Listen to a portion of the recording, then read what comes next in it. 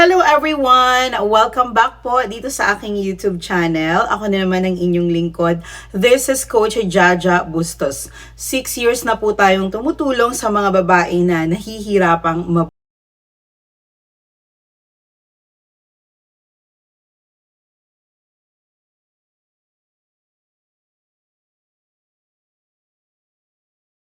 ngayon mga sis ay handog ko para sa mga babae na nahihirapang mabuntis dahil mababa ang kanilang matres. Alam niyo mga kasis, ang dami ngayon nagrereklamo ng mga kababaihan na nahihirapan daw talaga silang mabuntis dahil nga po sa bumaba yung kanilang matres. At nagpahilot na daw po sila, hindi pa rin daw po talaga sila nabubuntis. So minsan kasi mga sis, kapag lagi tayong nagpapahilot, nakakabugbog din po yan ng matres. So ito po yung ituturo ko sa inyo ngayon is natural na paraan para po tumaas ang matres ninyo na hindi na kailangan ng hilot pa. So alamin natin kung ano ba itong pagbaba ng matres na ito at paano ba ito nakakasagabal sa isang babae para siya ay mabuntis. At alam nyo ba na kapag mababa ang matres ng isang babae, ito ay nakakaapekto din sa kanyang sexual at physical po na aktibidades. At kahit po yung kanyang araw-araw na buhay ay pwedeng maapektuhan dahil posible na meron siyang maramdaman na kakaiba kapag po bumaba ang kanyang matres. Ano nga ba ang mga senyales na mababa ang matres ng isang babae? Number 1, kapag po parang may bola sa puwerta ninyo, yung tipong hindi kayo makaupo ng maayos, kapag umupo kayo ay parang may kakaiba kayong nararamdaman sa puwerta po ninyo. Pangalawa, nagkakaroon kayo ng pagdurugo. Kahit po hindi pa araw ng regla nyo, bigla-bigla na lang kayong nag-i-spotting at nakakita kayo ng pulang discharge sa inyong underwear. And then, nagkakaroon kayo ng maraming discharge kahit hindi naman po fertile. Parang may tubig na lumalabas or discharge sa inyo kahit hindi pa naman panahon. And next is, nagkakaroon tayo ng problema sa pakikipagdo sa ating mister. So masakit, parang may nababangga, parang hindi mo maintindihan, parang may pain siya. Minsan nga po pag nakikipagdo ay parang may lumalabas pa na dugo sa inyong puwerta. Kaya po isa yan sa sign na mababa din ang matres ninyo.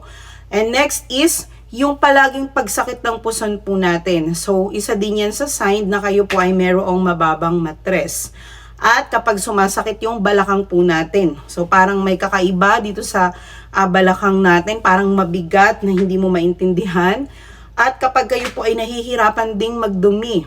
So, syempre tayong mga tao, araw-araw ay tayo po ay dapat nagdudumi ng maayos. So kapag nahihirapan kayong dumumi, isa po yan sa senyales na bumababa din ang matres po ninyo. At paulit-ulit na UTI.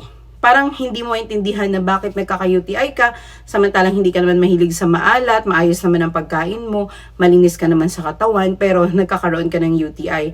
So isa po yan sa senyales na mababa ang matres nyo kapag hindi gumagaling ang UTI nyo at pabalik-balik po siya. At ano nga ba yung mga dahilan bakit bumababa ang matres natin? So, ito yung mga dapat nating tandaan kung bakit nagkakaroon tayo ng ganitong kalagayan at bakit nangyayari ito sa buhay ng isang babae. So, number 1, kapag po kayo ay dati nang nanganak. Kaya di ba may mga babae na dati naman silang nagkaanak pero nahihirapan na silang mabuntis ulit dahil nga po sa bumaba din yung matres nila. Syempre, once na nagkaanak tayo, yung tibay ng matres natin ay nababawasan. Kaya konting galaw lang natin, pwede pong yung tissue ng ating matres ay magnipis, pwedeng mabawasan yung tibay niya. Kaya po ang nangyayari is bumababa po siya ng kusa. Then number 2, kapag po meron tayong mga problema sa matres, humihina din po yung pundasyon ng matres natin at yung tissue po niya. Kaya po ang nangyayari is rumurupok po yung tissue at yun ang cause kung bakit bumababa din. Next is kapag nagkakaedad po tayo. Kapag ang babae ay nasa 30 pataas na, ito po ay panahon na prone na siya sa pagbaba ng matres kasi nga ang matres po ng nagkakaedad ay humihina na. Mas matibay po kapag bata pa tayo. Pero pag tayo ay nagkakaedad na, tandaan po natin, yung matres po natin ay tumatanda rin. Kaya po humihina din po ang kanyang tibay. Next is kapag tumataba po ang isang babae. Siyempre kapag tumataba po ang isang babae, nagkakaroon siya ng fats. At pwede rin po yun maging dahilan kung bakit bumaba ang ating matres. Siyempre bumibigat po yung timbang natin, kaya po bumababa din yung matres natin. Kaya kung mapapansin ninyo, yung mga babae na sobrang taba, sila po yung karamihan na nahihirapan talagang mabuntis. Next is kapag po kayo ay mahilig umubo. So, itong mga babae na mahilig umubo ay may history po ng sakit sa baga or pag-uubo. Kaya po, ang nangyayari is, pag nasobrahan tayo sa pag-ubo, bumababa din po ang matres natin. Next is, yung mga babae na mahilig magbuhat ng mabibigat. Yung palaging naglalakad ng malayo, yung mga babae na laging nakatayo, yung mga laging nakaupo din. Basta yung mga hindi masyadong nag-exercise na mga kababaihan, sila po yung prone sa pagbaba ng matres. So ayan mga sis, nalaman na po natin ngayon dito sa video na ito yung mga dahilan kung bakit bumababa ang matres ng isang babae at ano ba ang senyales na bumababa ang matres ninyo. Ngayon mga sis ay maging watch out na kayo sa inyong mga galaw, sa inyong mga pang-araw-araw na buhay, nang sa ganun ay madali po natin itong malunasan. So mga sis, dito sa aking training, dahil nga po ako ay 6 years nang nag-aalaga ng mga hirap mabuntis, meron akong mga gamot na pwedeng ipainom sa inyo kung sakali po na kayo ay bumababa ang matres. So sa mga babaeng nahihirapang mabuntis dyan dahil po bumababa ang kanilang matres, huwag kayong mahihiyang lumapit sa akin mga sis. Malay nyo ako po ang makatulong sa inyo at maging solusyon sa inyong mga problema. So ayan, thank you so much sa lahat ng nanood sa akin ngayon at sana ay marami kayong natutunan sa video na ito. Mga sis, marami pa akong i-share sa inyo ng mga idea kung paano mabilis na mabuntis.